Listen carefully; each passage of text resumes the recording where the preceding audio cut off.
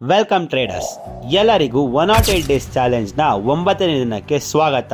ಪಡಿ 9 ಅಂತ ಹೇಳ್ತಾ ಇವತ್ತಿನ ಕ್ಲಾಸ್ ನ ಬೇಗ ಸ್ಟಾರ್ಟ್ ಮಾಡೋಣ. ಇವತ್ತು ನಾನು ನಿಮ್ಗೆ ಹೇಳ್ಕೊಡ್ತಿರೋ ಟಾಪಿಕ್ ಟ್ರೇಡಿಂಗ್ ಸ್ಟೈಲ್ಸ್. ಓಕೆ, ಸಾವಿರಾರು ಜನ ಟ್ರೇಡರ್ಸ್ ಇರ್ತಾರೆ ಅಂಡ್ ಒಬ್ಬೊಬ್ರುವೆ ಒಂದೊಂದ್ ತರ ಟ್ರೇಡಿಂಗ್ ಮಾಡ್ತಾರೆ. ಬಟ್ ಮೇನ್ ಆಗಿ ಇರೋದು only 2 types of trading. First of all, trading style ಅಂದ್ರೆ ಏನು?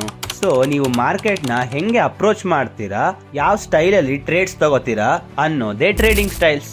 ಓಕೆ, ಈಗ ಯಾವ್ದದು 2 ಟೈಪ್ಸ್ ಆಫ್ ಟ್ರೇಡಿಂಗ್ ಸ್ಟೈಲ್ಸ್? ಒಂದು ಸಿಸ್ಟಮ್ಯಾಟಿಕ್ ಟ್ರೇಡಿಂಗ್ ಅಂಡ್ ಇನ್ನೊಂದು ಡಿಸ್ಕ್ರಿಷನರಿ ಟ್ರೇಡಿಂಗ್. ನಿಮ್ಗೆಲ್ಲ ನಾನು ಯಾವಾಗಲೂ ಸಿಸ್ಟಮ್ಯಾಟಿಕ್ ಟ್ರೇಡಿಂಗ್ ಮಾಡಿ ಅಂತಾನೆ ರೆಕಮೆಂಡ್ ಮಾಡ್ತೀನಿ. ಓಕೆ, ಫಸ್ಟ್ ನಾವು ಸಿಸ್ಟಮ್ಯಾಟಿಕ್ ಟ್ರೇಡಿಂಗ್ ಬಗ್ಗೆ ತಿಳ್ಕೊಳಕ್ಕಿಂತ ಮುಂಚೆ ಈ ಡಿಸ್ಕ್ರಿಷನರಿ ಟ್ರೇಡಿಂಗ್ ಅಂದ್ರೆ ಏನು, ಅದನ್ನ ಯಾಕೆ ಅವಾಯ್ಡ್ ಮಾಡಬೇಕು, ಅದರಿಂದ ಏನೇನ್ ಡಿಸ್ಅಡ್ವಾಂಟೇಜ್ ಅಂತ ನೋಡೋಣ. ಫಸ್ಟ್ ಆಫ್ ಆಲ್, ಡಿಸ್ಕ್ರಿಷನ್ ಅಂದ್ರೆ ಏನು?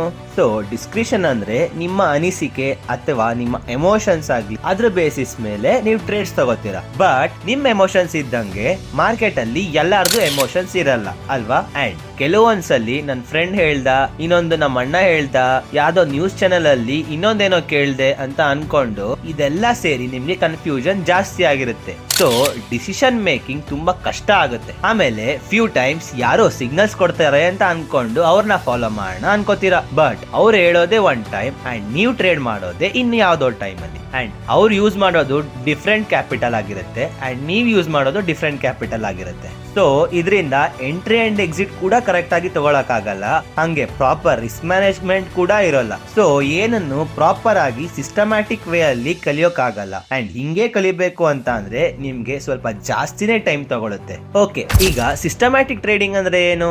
ಸೊ ಕೆಲವು ಪ್ರೀ ಡಿಫೈನ್ಡ್ ರೂಲ್ಸ್ ನ ನಾವು ಆಬ್ಜೆಕ್ಟಿವ್ ಆಗಿ ಸೆಟ್ ಮಾಡ್ಕೋತೀವಿ ಅಂಡ್ ಇದನ್ನ ಯಾರೋ ಹೇಳಿದ್ರು ಅಂತ ಸೆಟ್ ಮಾಡ್ಕೊಳ್ಳೋದಲ್ಲ, ನಾವೇ ನಮ್ ಅನಾಲಿಸಿಸ್ ಪ್ರಕಾರ ರೂಲ್ಸ್ ನ ಸೆಟ್ ಮಾಡ್ಕೋತೀವಿ. ಸೊ ಅದಷ್ಟನ್ನ ಫಾಲೋ ಮಾಡಿದ್ರೆ ಸಾಕು. ಅಂಡ್ ಈಗ ಇಲ್ಲಿ ಯಾವುದೇ ತರ ಎಮೋಷನ್ಸ್ ಇರಲ್ಲ ಅಂಡ್ ಡಿಸಿಷನ್ಸ್ ತಗೊಳಕ್ಕೂ ತುಂಬಾ ಈಸಿ ಆಗುತ್ತೆ. ಅಂಡ್ ಈ ನಿಮ್ಮ ರೂಲ್ಸ್ ನ ಯೂಸ್ ಮಾಡಿ ಬ್ಯಾಕ್ ಟೆಸ್ಟಿಂಗ್ ಕೂಡ ಮಾಡಬಹುದು ಅಂಡ್ ಅದರಿಂದ ನಿಮ್ಗೆ ರೂಲ್ಸ್ ಎಲ್ಲಿ ಕರೆಕ್ಟ್ ಇದೆ, ಎಲ್ಲಿ ತಪ್ಪಿದೆ ಅಂತ ಗೊತ್ತಾಗುತ್ತೆ. ಆಮೇಲೆ ಎಷ್ಟು % ವಿನ್ ರೇಟ್ ಇದೆ and clear entry and exit signals ಸಿಗುತ್ತೆ ಅಂಡ್ ಪ್ರಾಪರ್ ರಿಸ್ಕ್ ಮ್ಯಾನೇಜ್ಮೆಂಟ್ ಕೂಡ ಮಾಡಬಹುದು. ಅಂಡ್ ಈವನ್ ಹಿಂಗೆ ಕಲಿಯೋದ್ರಿಂದ ತುಂಬಾ ಈಸಿಯಾಗಿ ಅಂಡ್ ತುಂಬಾ ಬೇಗನೆ ಟ್ರೇಡಿಂಗ್ ಅಲ್ಲಿ ಕನ್ಸಿಸ್ಟೆಂಟ್ ಪ್ರಾಫಿಟ್ ತಗೋಬಹುದು. ಅಂಡ್ ನಾನ್ ನಿಮ್ಮೆಲ್ಲರಿಗೂ ಪ್ಯೂರ್ಲಿ ರೆಕಮೆಂಡ್ ಮಾಡೋದೇನಂದ್ರೆ 5 to 6 years ಟ್ರೇಡಿಂಗ್ ಎಕ್ಸ್ಪೀರಿಯನ್ಸ್ ಆಗೋ ತನಕನೂ ಸಿಸ್ಟಮ್ಯಾಟಿಕ್ ಟ್ರೇಡಿಂಗ್ ಮೇಲೆನೆ ಕಾನ್ಸಂಟ್ರೇಟ್ ಮಾಡಬೇಕು ಅಂಡ್ ಎಲ್ಲಾರು ಸಿಸ್ಟಮ್ಯಾಟಿಕ್ ಟ್ರೇಡಿಂಗ್ ಮಾಡಬೇಕು. ಸೊ ಟ್ರೇಡಿಂಗ್ ಅಲ್ಲಿ ನಿಮ್ಗೆ ಒಂದಷ್ಟು ಎಕ್ಸ್ಪೀರಿಯನ್ಸ್ ಆದ್ಮೇಲೆ ಬೇಕಾದ್ರೆ 1 or 2 ಡಿಸ್ಕ್ರಿಷನ್ಸ್ ಯೂಸ್ ಮಾಡ್ಕೊಳ್ಳಿ,